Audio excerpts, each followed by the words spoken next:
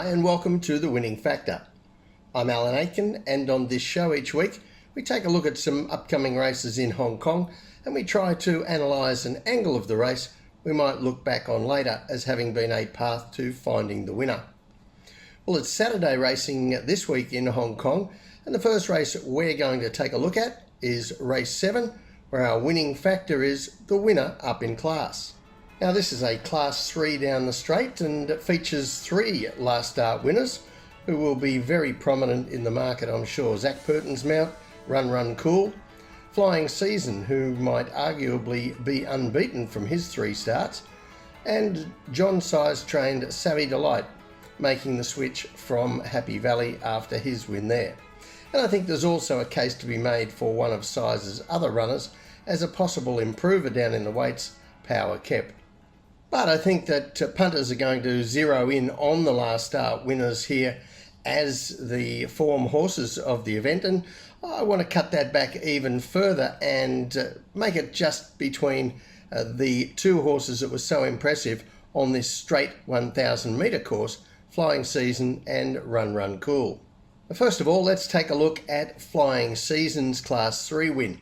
And this is race 529, and in white colours with yellow sleeves, Flying Season jumps well, quickly takes up the running and basically dictated the race, something not unexpected for a horse who was well into odds on in this race, albeit he's going a little bit keener than perhaps his rider Jerry Chow would have liked.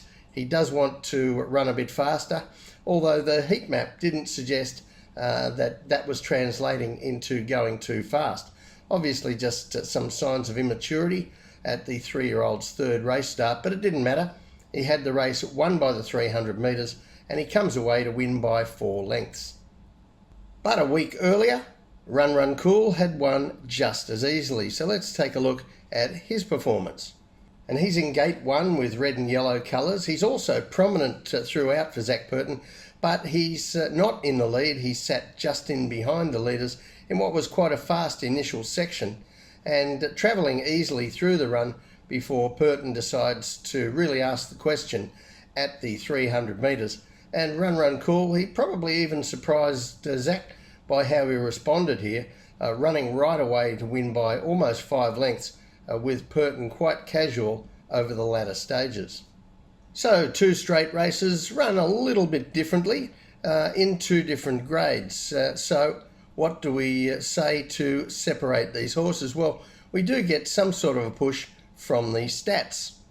Now you see here the stats from almost 10 full seasons since September 2012, and we're looking at the changes in class for horses, and the horses rising in class are far and away the ones worth more attention. Not only do they have a strike rate far superior to horses staying in the same grade or dropping in grade, but on the right hand side you see the class risers are also the only one of these groups exceeding the expectations of the betting market. Now once again on the map, I think we're going to see both of these horses prominent in the race again. Perhaps even there's a danger that they could bring each other unstuck if they eyeball each other in the lead and set the race up for a finisher, but I suspect Purton might once again just tuck Run Cool on the heels of his younger rival rather than getting into a contest for the front. So the tip in race 7, Run Cool. His winning factor, the last start winner up in class. Now you could argue that there isn't a lot between these. You might even argue that Flying Season, with only 3 starts and a young horse, a 3-year-old, has all the blue sky still to come. However, the statistics there did give us a very good push for the horse rising in grade against the horse staying in the same grade, and he certainly looks the better value play of the pair. The second race I want to take a look at on Saturday is race 9, and our winning factor here, the map.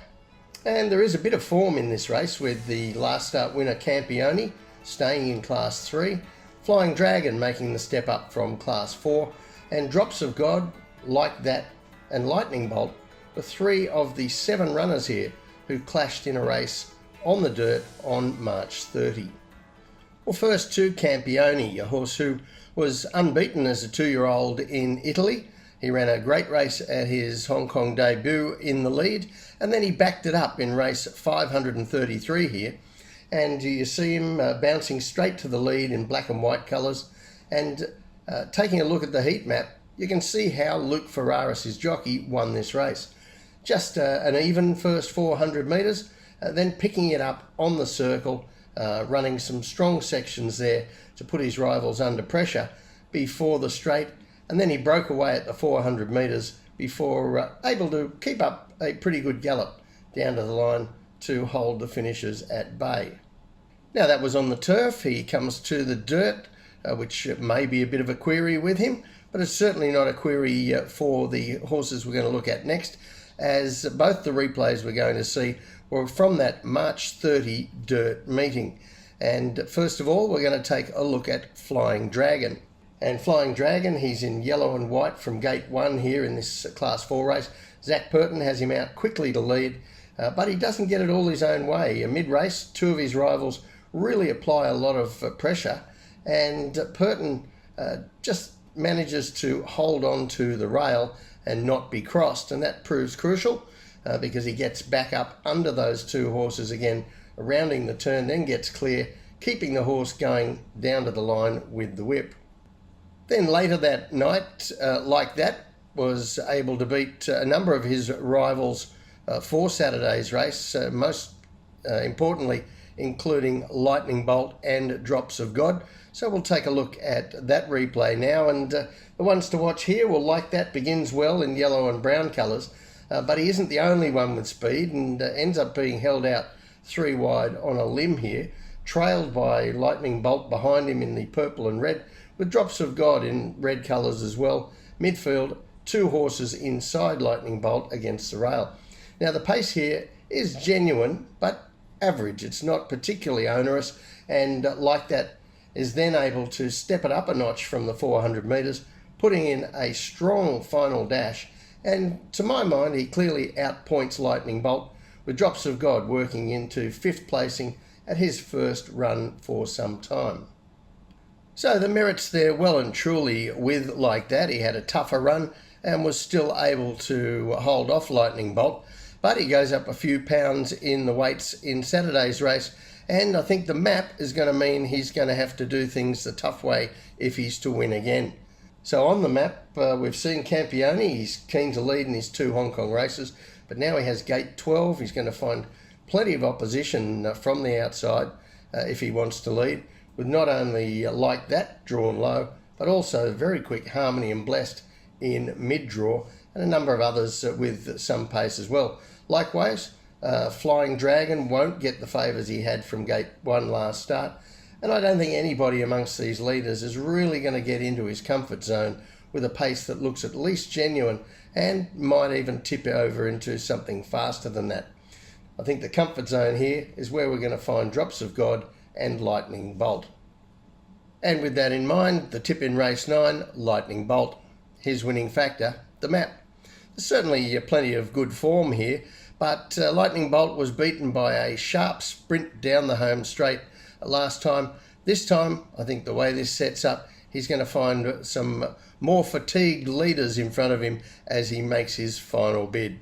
Well, that's it from the winning factor for this week. Enjoy your racing Saturday. We'll see you next time.